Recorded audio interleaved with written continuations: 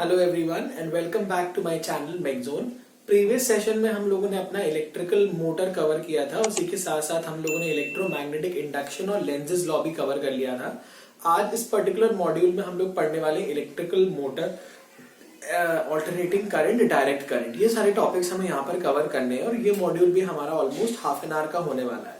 तो मैं लेसन को स्टार्ट करने से पहले आप सब लोगों से रिक्वेस्ट कर लूंगा कि ये चैनल को सब्सक्राइब कर लीजिए, बेल आइकन को प्रेस कर लीजिए और मुझे अनअकैडमी के प्लेटफॉर्म पर भी फॉलो कर लीजिए। तो आइए स्टार्ट करते हैं आज का ये टॉपिक। हालांकि हम लोगों ने अपना इलेक्ट्रिकल जनरेटर अब पढ़ना है यहाँ पर, तो let us start with the topic of electrical generator. ठीक है, इलेक्ट्रिकल जनरेटर की बात करें तो इलेक्ट्रिकल जनरेटर में सबसे पहले जो हमारा वर्किंग प्रिंसिपल है, तो हमारा अगर यहाँ बात करें वर्किंग प्रिंसिपल की, ठीक है, तो वर्किंग प्रिंसिपल हमारा हो जाएगा इलेक्ट्रोमैग्नेटिक इंडक्शन। इलेक्ट्रोमैग्नेटिक इंडक्शन, ठीक है, इलेक्ट्रोमैग्नेटिक इंडक्शन हो जाएगा। और इलेक्ट्रोमैग्नेटिक इंडक्शन में मैंने आपको बताया था कि मान लीजिए मेरे पास कोई ऐसा सिलेंड्रिकल बॉडी है, ठीक है, सिलेंड्रिकल बॉडी है, इसमें मैंने वायर को ऐसे बाउंड कर दिया है, ठीक है, और यहां पर मैंने एक गैल्वेनोमीटर अटैच कर दिया और यहां पर मेरा एक मैग्नेट है और ये मैग्नेट मेरा मूविंग है नॉर्थ साउथ में, ठीक है, और ये मैग्नेट मेरा कंटिन्यूअसली आगे और पीछे मूव कर रहा है। ये मैग्नेट मेरा मूविंग मैग्नेट है, ठीक है, this magnet is a moving magnet. और इस मैग्नेट में से मान लीजिए ये मेरा नॉर्थ है, ये मेरा साउथ है, ठीक है, और आपको पता है ये मैग्नेट में से कंटिन्यूअसली आपका मैग्नेटिक फ्लक्स निकलता रहेगा, मैग्नेटिक फ्लक्स निकलेगा। और ये मैग्नेटिक फ्लक्स जब आप मैग्नेट को आगे पीछे मूव कराएंगे तो ये फ्लक्स कंटिन्यूअसली क्या होता रहेगा, इसमें चेंज होता रहेगा। जब मैग्नेट पास आएगी तो ज्यादा फ्लक्स पास होगा, जब मैग्नेट पीछे जाएगी तो मैग्नेटिक फ्लक्स कम हो जाएगा। तो यहां से मैं कहूं कि flux is continuously changing, flux is continuously changing, flux हमारे यहाँ पे कंटिन्यूअसली चेंज हो रहा है। तो इसी फ्लक्स के कंटिन्यूअस चेंज की वजह से यहाँ पर क्या एक इंड्यूस हो जाता था, यहाँ पर हमारा इंड्यूस हो जाएगा एक ईएमएफ, ठीक है, यहाँ पर हमारा क्या इंड्यूस हो जाएगा ईएमएफ, और इसी ईएमएफ को हम लोग बोल देते हैं इंड्यूस्ड ईएमएफ। ये हो जाता है हमारा इंड्यूस्ड ईएमएफ, ठीक है, तो ये हमारा इंड्यूस्ड ईएमएफ हो गया। और इसी ईएमएफ की वजह से इसमें क्या फ्लो करने लगेगा, एक करंट फ्लो करने लगेगा, ठीक है, इसी की वजह से इसमें एक करंट फ्लो करने लगेगा। और जब हमारा करंट फ्लो करने लगेगा तब हम देखेंगे कि हमारे गैल्वेनोमीटर में एक रिफ्लेक्शन आ गया है। और जैसे ही आपका मैग्नेट की वेलोसिटी क्या हो गई, जीरो, अगर यहाँ पर आपका मैग्नेट स्टेशनरी हो गया तो डिफ्लेक्शन भी क्या हो जाएगा, जीरो हो जाएगा, यहाँ पर कोई भी डिफ्लेक्शन आपको नहीं दिखेगा। तो यही है आपका इलेक्ट्रोमैग्नेटिक इंडक्शन, और ये पूरा फिनोमेना इसी को कहते हैं हम लोग इलेक्ट्रोमैग्नेटिक इंडक्शन। और ये हमारे दिया था माइकल फैराडे, ठीक है, ये माइकल फैराडे एंड जोसेफ, दो साइंटिस्ट थे, उन्होंने हमारा ये एक्सपेरिमेंटल पूरा सेटअप किया था और यहां से ये पता चला, ठीक है। तो आज हम लोग को पढ़ना है इसी पे बेस्ड, इसी एप्लीकेशन पे बेस्ड एक डिवाइस हमें पढ़ना है, that is electrical generator. Alright, तो इलेक्ट्रिकल जनरेटर का सबसे पहले हम लोग डायग्राम बना लेते हैं, ठीक है, इलेक्ट्रिकल जनरेटर का सबसे पहले हम लोग एक डायग्राम बना लेते हैं। तो देखिए ये है डायग्राम हमारे इलेक्ट्रिकल जनरेटर का, और ये डायग्राम आपका वेरी मच सिमिलर है इलेक्ट्रिकल मोटर के। जैसे इलेक्ट्रिकल मोटर का वैसे ही हमारा डायग्राम ये भी बहुत सिमिलर है। तो यहां से सबसे पहले देखते हैं इसके क्या क्या पार्ट्स हैं। सबसे पहले आपको यूज करना पड़ेगा एक इलेक्ट्रोमैग्नेट, ठीक है, यहाँ पर हम लोग यूज करेंगे एक इलेक्ट्रोमैग्नेट, नॉर्थ साउथ पोलैरिटी जिसकी हो गई। दूसरा आप यूज करेंगे एक रेक्टेंगुलर कॉइल, ठीक है, रेक्टेंगुलर कॉइल, मान लेता हूं ए बी सी डी, ये हो गई हमारी एक रेक्टेंगुलर कॉइल। तीसरा पार्ट जो हमें यूज करना है कार्बन ब्रशेस, ठीक है, कार्बन ब्रशेस जो हमारे हो गए ये, ठीक है, ये हो गए हमारे कार्बन ब्रशेस। उसके बाद हम लोग को यूज करना है यहाँ पर रिंग्स, ठीक है, उसके बाद हम लोग को यूज करना है रिंग्स, स्प्लिट रिंग्स, ठीक है, ये हो गए। तो ये मेन चार इसके पार्ट्स हो गए, ये हमारा गैल्वेनोमीटर हो गया। अब देखिए यहाँ पर हम करना क्या है, वर्किंग प्रिंसिपल मैंने आपको बता दिया। वर्किंग प्रिंसिपल है हमारा इलेक्ट्रोमैग्नेटिक इंडक्शन और इलेक्ट्रोमैग्नेटिक इंडक्शन ये कहता है जब भी अगर किसी बॉडी या कंडक्टर में से मैग्नेटिक फ्लक्स कंटिन्यूअसली चेंज होता रहेगा और इसके चेंजिंग फ्लक्स की वजह से इसमें एक ईएमएफ जनरेट हो जाएगा और ईएमएफ की वजह से इसमें आपका एक करंट फ्लो करने लगेगा। तो यहाँ पर अगर हम लोग बात करें तो एक चीज और है, यहाँ पर एनर्जी का कन्वर्जन कैसे होता है, एनर्जी का कन्वर्जन कैसे होगा। एनर्जी का कन्वर्जन यहाँ पर इस तरीके से होगा, यहाँ आपकी जो मैकेनिकल एनर्जी है, मोटर का जस्ट उल्टा है, मैकेनिकल एनर्जी जो है ये आपकी कन्वर्ट हो रही है किसमें, इलेक्ट्रिकल एनर्जी, क्योंकि आपको यहाँ से क्या मिलने वाला है, करंट मिलने वाला है, इलेक्ट्रिकल एनर्जी, ठीक है, बिकॉज आपको यहाँ से क्या मिलेगा, करंट मिलने वाला है। अब कैसे मिलेगा देखिए, आपको पता है नॉर्थ साउथ डायरेक्शन है तो आपकी मैग्नेटिक फील्ड इस साइड में जा रही होगी, ठीक है, ये आपके direction of magnetic field, magnetic field इस डायरेक्शन में जा रही है और हम क्या कर रहे हैं, इस कॉइल को कंटिन्यूअसली ऐसा रोटेट करा रहे हैं, ठीक है, हम इस कॉइल को कंटिन्यूअसली रोटेट करा रहे हैं। वहां पर हमारी कॉइल रोटेट कर रही थी मोटर में, लेकिन यहां पर हम इस कॉइल को कंटिन्यूअसली रोटेट करा रहे हैं। अब मान लीजिए करंट कॉन्फ़िगरेशन ऐसा है, कॉइल मेरी ऐसा है, तो अगर मेरी यहां से ऐसी मैग्नेटिक फ्लक्स जा रही है तो इसमें से कितना मैग्नेटिक फ्लक्स पास करेगा, 0। यहां इस समय मैग्नेटिक फ्लक्स बिल्कुल भी पास नहीं कर रहा। फिर जैसे थोड़ा ऐसे हुआ तो कुछ मैग्नेटिक फ्लक्स इसमें से पास होगा, फिर ऐसे हो गया तो मैक्सिमम मैग्नेटिक फ्लक्स पास हो जाएगा। तो मतलब अगर मैं इसको कंटिन्यूअसली घुमाता रहूं तो अमाउंट ऑफ मैग्नेटिक फ्लक्स या जितना मैग्नेटिक फ्लक्स इससे पास होना चाहिए वो कंटिन्यूअसली क्या होता जाएगा, चेंज होता जाएगा। अभी 0 है, बढ़ता बढ़ता बढ़ता मैक्सिमम, फिर घटता घटता घटता 0, फिर घटता बढ़ता बढ़ता मैक्सिमम, फिर घटता घटता 0, ठीक है। जैसे ऐसे देखें तो इस पोजीशन में आपका जो भी मैग्नेटिक फ्लक्स है पूरा इस रेक्टेंगल से पास हो जाएगा, लेकिन इस कॉन्फ़िगरेशन की बात करें तो कोई भी फ्लक्स इससे पास नहीं होने वाला है, ठीक है। तो यहाँ मैक्सिमम फ्लक्स पास होगा, फिर यहाँ मिनिमम फ्लक्स, फिर मैक्सिमम फ्लक्स, फिर मिनिमम फ्लक्स। तो इस तरीके से आपका फ्लक्स जो है वो कंटिन्यूअसली यहाँ पर चेंज होता रहेगा, ठीक है। तो आपका इसको हम रेक्टेंगुलर कॉइल को बोल देते हैं आर्मेचर, ठीक है, आर्मेचर कॉइल भी बोल देते हैं इसको। तो जैसे ही आपका ये आर्मेचर कॉइल में से आप इसको अपने मैग्नेटिक फील्ड में रोटेट करोगे तो और ये मैग्नेटिक फील्ड कौन प्रोड्यूस कर रहा है आपका, ये स्ट्रॉन्ग इलेक्ट्रोमैग्नेट प्रोड्यूस कर रहा है, ठीक है। स्ट्रॉन्ग इलेक्ट्रोमैग्नेट की वजह से आपकी मैग्नेटिक फील्ड प्रोड्यूस हो रही है और इस मैग्नेटिक फील्ड में अगर आप अपने आर्मेचर कॉइल को कंटिन्यूअसली रोटेट करेंगे तो इससे पास होने वाला मैग्नेटिक फ्लक्स, इससे पास होने वाले magnetic lines of force continuously क्या होंगे, चेंज होने लगेंगे, ठीक है। और कंटिन्यूअसली चेंज होगा तो इलेक्ट्रोमैग्नेटिक इंडक्शन के अकॉर्डिंग इसमें एक ईएमएफ इंड्यूस हो जाएगा और ईएमएफ इंड्यूस होगा तो इसमें क्या बहने लगेगा, एक करंट भी इंड्यूस हो जाएगा। तो यही पूरा फंडा है यहाँ पर, ठीक है। तो अब होगा क्या, देखिए यहाँ पे एनर्जी कन्वर्जन मैंने आपको बताया, एनर्जी कन्वर्जन किससे हो रहा है, मैकेनिकल एनर्जी से इलेक्ट्रिकल एनर्जी। आप मैकेनिकल एनर्जी इसको दे रहे हो रोटेट कराने के लिए, ठीक है, ये आपका कॉइल रोटेट कर रहा है, उसे हम मैकेनिकल एनर्जी इनपुट में दे रहे हैं, ये हमारी इनपुट है, ठीक है, दिस इज दी इनपुट। और ये कैसे मिल रहा है, हमें आउटपुट पे मिल रहा है, ठीक है, दिस इज दी आउटपुट। तो ये हमारा इनपुट पे देना पड़ेगा, ये हमारा आउटपुट पे मिल जाएगा, ठीक है। तो यहाँ पर एनर्जी कन्वर्जन हो गया। अब ये जो करंट प्रोड्यूस हुआ है, यहाँ पर जो हमारा करंट प्रोड्यूस हुआ है, ये करंट होता है हमारा ऑल्टरनेटिंग करंट, ऑल्टरनेटिंग करंट, ठीक है। हिंदी में से कहते हैं प्रत्यावर्ती धारा, प्रत्यावर्ती धारा, ठीक है, दिस इज कॉल्ड एज प्रत्यावर्ती धारा इन हिंदी। ये हो गया हमारा, ठीक है। तो ऑल्टरनेटिंग करंट प्रोड्यूस होता है। अब ऑल्टरनेटिंग करंट क्या होता है ये हम लोग देखते हैं, ठीक है। तो यहां पर जो करंट प्रोड्यूस हो रहा है उसे कहते हैं हम लोग ऑल्टरनेटिंग करंट, और इस करंट का डायरेक्शन कंटिन्यूअसली चेंज होता रहता है, ठीक है। इस करंट का डायरेक्शन कंटिन्यूअसली रिवर्स होता रहता है और ये 1 सेकंड में, और इसमें क्या होता है after each time interval of 1/50 second, मतलब इसकी फ्रीक्वेंसी क्या है, 50 हर्ट्ज है। तो मतलब 1 सेकंड में 50 बार इसका डायरेक्शन चेंज होगा, ठीक है। तो ये भी बहुत इंपॉर्टेंट है, हमारे घरों में जो सप्लाई आती है उसकी फ्रीक्वेंसी कितनी होती है, वो होती है हमारी 50 हर्ट्ज की सप्लाई होती है, ठीक है।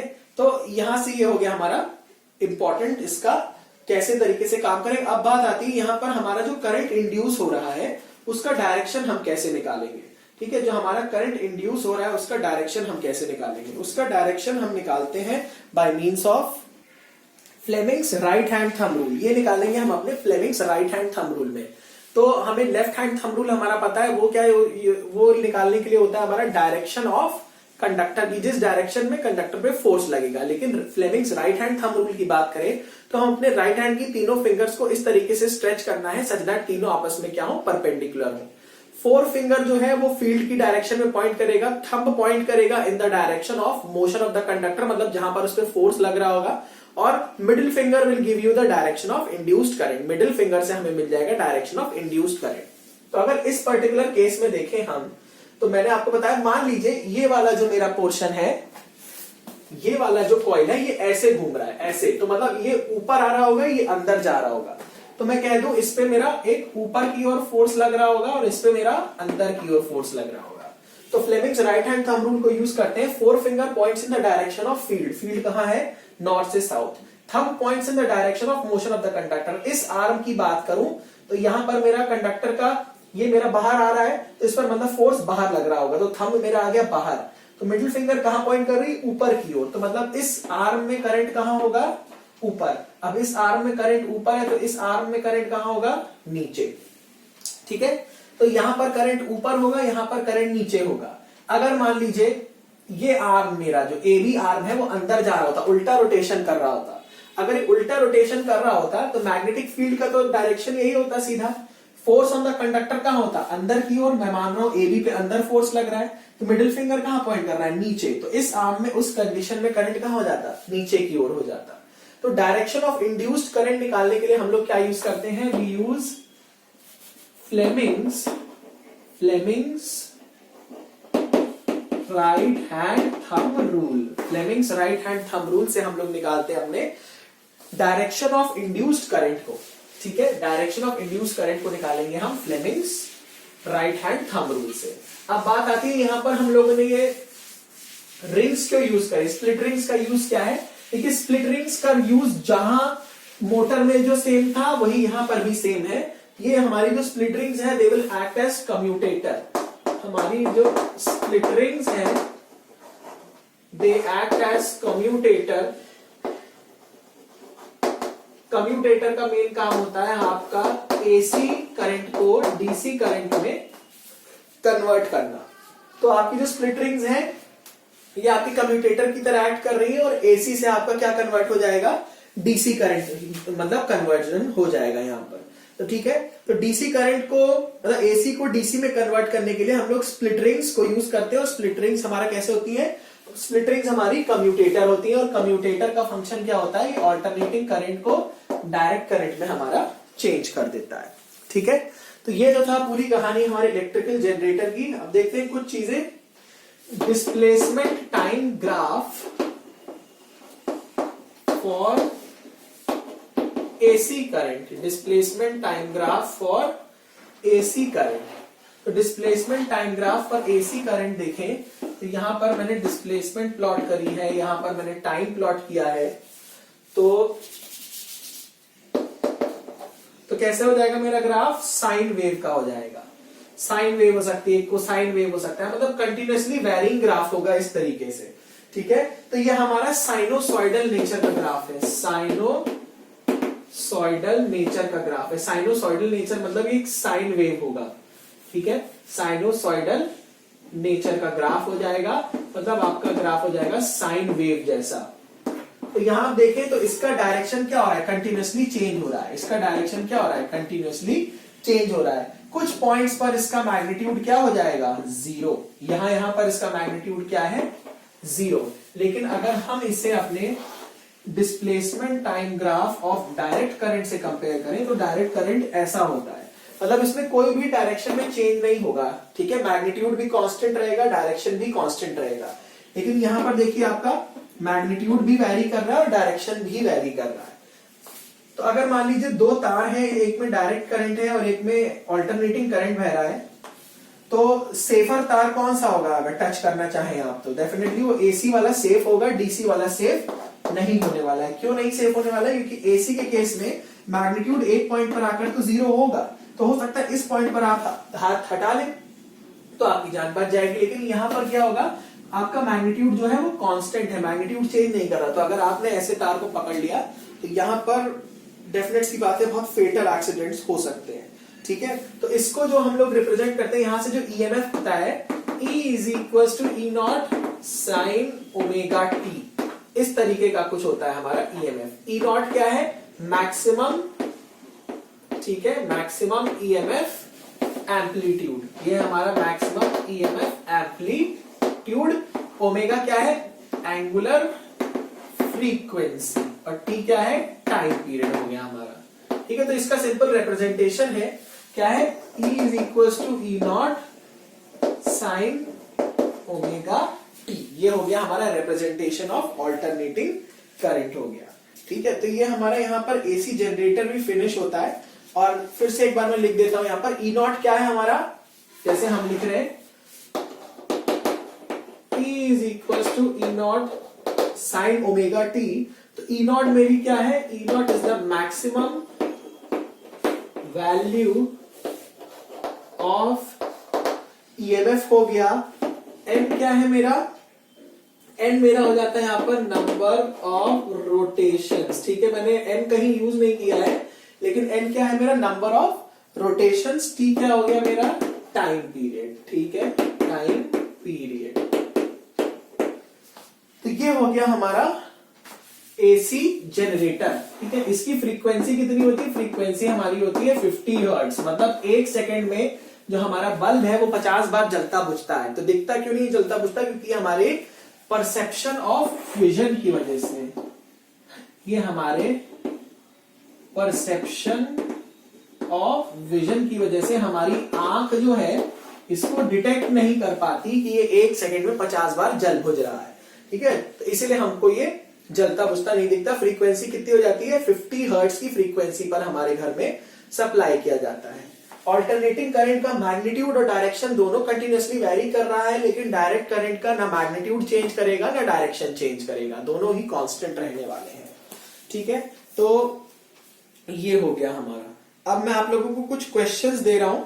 ठीक है, कुछ क्वेश्चंस दे रहा हूं, आप लोग यहाँ पर वीडियो में कमेंट करके बताइएगा कि आंसर्स क्या होने वाले हैं। ठीक है, तो कुछ ही लोग हैं जो बहुत सीरियस हैं, जो पढ़ रहे हैं, बाकी लोग YouTube पे सिर्फ भीड़ बढ़ा रहे हैं और कुछ नहीं है। आपको बहुत सारे चैनल्स दिख जाएंगे इस समय YouTube पर जो कुछ भी मतलब पढ़ा रहे हैं, दे आर टीचिंग एनीथिंग, जो मन में आ रहा है मन से पढ़ा रहे हैं। लेकिन यहाँ पर ऐसा नहीं है, यहाँ पर हम लोग बहुत कम लेक्चर्स लाते हैं और बहुत क्वालिटी लेक्चर्स लाते हैं आप लोगों के लिए। फर्जी वाला यहाँ पर हम लोग नहीं करते, क्योंकि हम यहाँ पैसा नहीं कमाने बैठे हैं कि हमें बहुत व्यूज मिलेंगे तो बहुत पैसा मिलेगा, ऐसा कोई मोटिव नहीं है। अनअकैडमी से मेरा ठीक ठाक चल रहा है, बहुत अच्छा है। अनअकैडमी एसोसिएशन और यूट्यूब से भी मतलब मेहनत का निकल ही आता है। तो ऐसा कोई मुझे पैसा कमाने का बहुत ज्यादा वो नहीं है, लेकिन मेन मोटिव जो है कि करेक्ट चीज पहुंचनी चाहिए लोगों के पास, सही मटेरियल पहुंचना चाहिए। तो आप लोग हमारे टेलीग्राम ग्रुप को भी ज्वाइन कर लीजिएगा। जितना भी रिलेटिव मटेरियल होता है सब लोग हम अपने टेलीग्राम पर ही ग्रुप में डाल देते हैं। उसको ज्वाइन करने का लिंक इस वीडियो के डिस्क्रिप्शन सेक्शन में पड़ा हुआ है। ऑलराइट, चलिए क्वेश्चन है आप लोगों के लिए। यहाँ पर आपको एक सोलेनॉइड दिया हुआ है। ठीक है, ये आपका एक सोलेनॉइड है।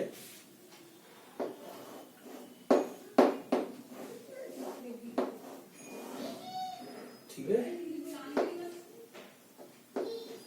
इस तरीके से इस पे तार वाउंड है। ठीक है, इस तरीके से इस पे तार वाउंड है। ठीक है, ये हमारा है सोलेनॉइड, ये हमारा है सोलेनॉइड, ये हमारी है की के, ये बैटरी हो गई प्लस माइनस की। यहां मेरा एक मैग्नेट है, ये है मेरा साउथ, ये है मेरा नॉर्थ। ठीक है, अब आपको मुझे बताना है कि इस डायग्राम में अगर मैंने की को क्लोज कर दिया, की को क्लोज कर दिया तो करंट बहने लगेगा।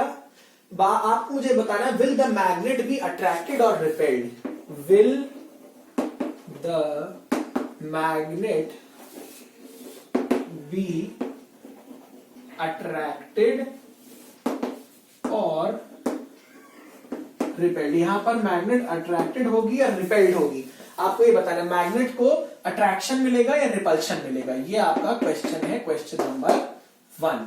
ठीक है, क्वेश्चन नंबर 2 देखिए। क्वेश्चन नंबर 2 है आपका,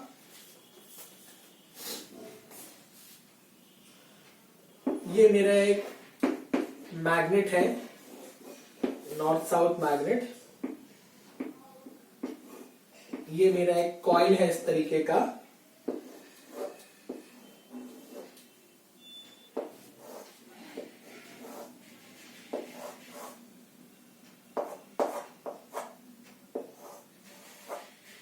ठीक है, ये माइनस है, ये प्लस है, ये मेरा है coil A B C D, ठीक है, this is my coil A B C D. और यहां पर अगर हम देखें अपना, ठीक है, तो ये है हमारा रेक्टेंगुलर कॉइल जो कि हमारी मैग्नेटिक फील्ड में रखा हुआ है। The ends of the coil, अब यहां पर हमने बैटरी से जोड़ दिया। आपको मुझे दो चीजें यहां पर बतानी है। What is the direction of force? पहला है डायरेक्शन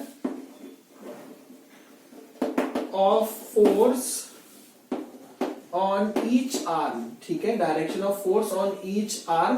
कौन कौन सी आर्म हो गई? A B, B C, C D और ए डी, सारी आर्म्स हो गया, ठीक है। बस यही बताना है आपको, what is the direction of force. अब आप दो ही डायरेक्शन बताएंगे, या तो अपवर्ड होगा डायरेक्शन या तो डाउनवर्ड डायरेक्शन होगा। तो ये दो क्वेश्चंस हैं जिसका आंसर आपको मुझे इस वीडियो के कमेंट सेक्शन में कमेंट करके आपको बताना पड़ेगा, ठीक है। तो इसी के साथ हमारा ये पर्टिकुलर पोर्शन फिनिश होता है। कुछ टॉपिक्स यहां पर बच गए थे, उनको अब हम लोग कवर कर लेते हैं। जैसे एक है हाउस होल्ड इलेक्ट्रिक, मतलब हाउस होल्ड सेफ्टी डिवाइसेस, ठीक है, हाउस होल्ड सेफ्टी डिवाइसेस के बारे में हम लोगों को पढ़ना है थोड़ा। तो हाउस होल्ड में जो हमारे सबसे पहले देखते हैं वायरिंग जो होती है, तो वायर्स हमारे तीन कलर, मतलब तीन टाइप्स के वायर होते हैं। There are 3 types of wire जो हमारे हाउस में यूज किए जाते हैं। पहले टाइप का वायर है हमारा, मैं लिख देता हूं, 3 types of house hold wiring convention, ठीक है। कुछ टाइप्स के वायर्स होते हैं। सबसे पहला होता है हमारा लाइव वायर, ठीक है, सबसे पहला होता है हमारा लाइव वायर। सेकंड होता है हमारा न्यूट्रल वायर, सेकंड होता है हमारा न्यूट्रल वायर। थर्ड होता है हमारा अर्थ वायर, ठीक है, थर्ड होता है हमारा अर्थ वायर। अब बात आती है क्या कलर होता है। सबसे पहले देखें तो यहां पर मैं लिख रहा हूं ओल्ड, यहां पर मैं लिख रहा हूं न्यू, मतलब पुराने जमाने में क्या होता था और आज करंटली इनका क्या कलर है, ठीक है। तो ओल्ड में अगर देखें तो हमारा लाइव वायर का करंट होता था, रेड कलर का वायर होता था, लेकिन आज ये कैसा है, ब्राउन कलर का वायर है। न्यूट्रल वायर की बात करें तो पहले वो ब्लैक होता था, लेकिन अब कैसा है वो, अब है आपका लाइट ब्लू, ठीक है, अब है आपका लाइट ब्लू कलर का वायर है, ठीक है। फिर हम देखें अर्थ, ये हमारा हरी भरी जो धरती है वो ग्रीन तब भी थी, और आज या तो ये ग्रीन हो सकता है या फिर आपका येलो हो सकता है, ठीक है, या तो ग्रीन हो सकता है या तो आपका येलो हो सकता है, ठीक है।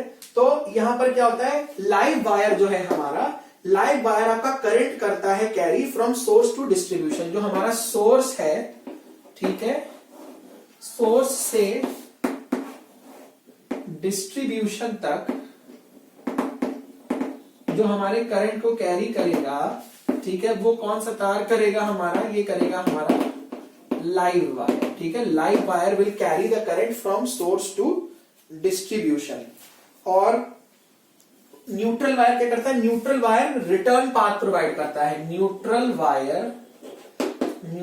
वायर जो है इसी करंट को रिटर्न पाथ कराता है, provides a return path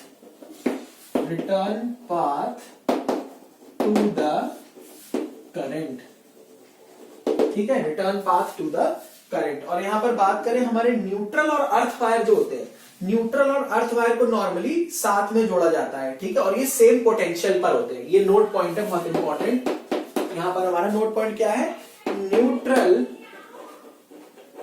and earth wire, neutral and earth wire are connected together, ठीक है, and they are at same potential. दोनों ही किस पे होते हैं, सेम पोटेंशियल पर होते हैं, ठीक है। तो न्यूट्रल और अर्थ वायर को साथ में कनेक्ट किया जाता है और ये दोनों सेम पोटेंशियल पर होते हैं।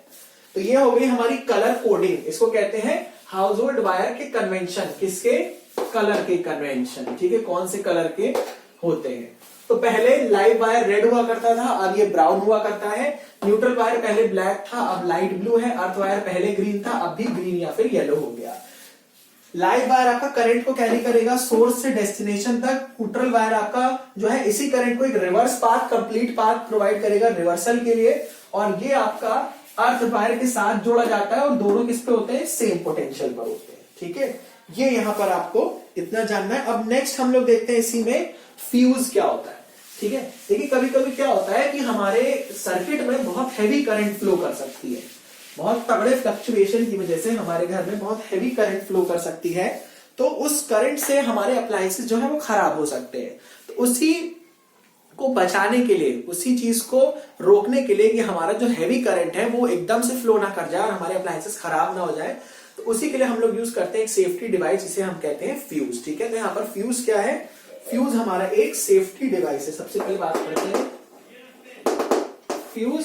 Fuse is a safety device. ठीक है, fuse is a safety device.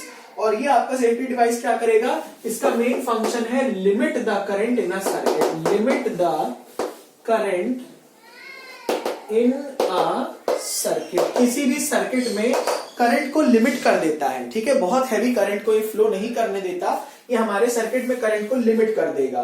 ठीक है, तो इससे क्या हो जाएगा, helps to safeguard the electrical appliances. ठीक है, हमारे इससे क्या होता है, अप्लायंसेस जो होते हैं वो सेफ हो जाते हैं, बच जाते हैं। ठीक है, अब इसके हम लोग देखते हैं function and working. Function and working of fuse. ठीक है, function and working of fuse. Function तो मैंने आपको बता ही दिया।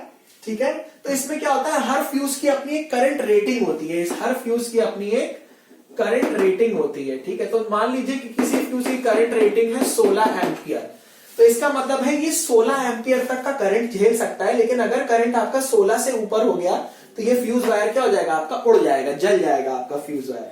ठीक है, तो यहां पर क्या, फ्यूज वायर मेनली किससे बना होता है, जो हमारा फ्यूज का, देखिए यहां से बहुत इंपॉर्टेंट क्वेश्चंस निकलेंगे, important questions for RRB JE 2019। जो हमारा फ्यूज वायर है ये किससे बना होता है, फ्यूज वायर हमारा मेनली बना होता है alloy of lead and tin. Alloy of, मिश्रित धातु होता है हमारा लेड और टिन का, लेड, टिन एंड कॉपर का। ठीक है, और नहीं सॉरी, लेड एंड टिन का भी होता है, सॉरी कॉपर का नहीं होता, लेड एंड टिन का इसमें होता है। कॉपर का क्यों यूज नहीं करते, कॉपर इज नॉट यूज्ड क्योंकि इसकी लो रेजिस्टिविटी होती है।